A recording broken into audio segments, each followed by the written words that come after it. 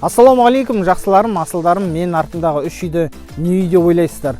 Бір үйді өздеріңіздің көз алдарыңызда Бақтты Отбасы жобасы бойынша Бақтты отбасына тегін кілтін берген болатынбыз. Одан кейінгі үйдің иесін қазір біз іздеп жатырмыз.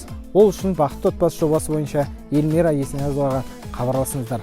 Ал ар жағындағы үшінші үйдің кілтін 1 наурыз алғыс айту күнінде жыл сайын өткізетін армани қайырымдылық акциясының арқасында садақа жасаған жақсы адамдардың арасында біреуіне беретін боламыз. Ол үшін Kaspi Bank арқылы барлық мүмкіндіктеріңізді пайдаланып 5000 теңгемен садақа жасасаңыздар, сіздерге арнайы сертификат беріледі.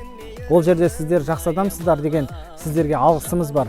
Алғысымыз шексіз.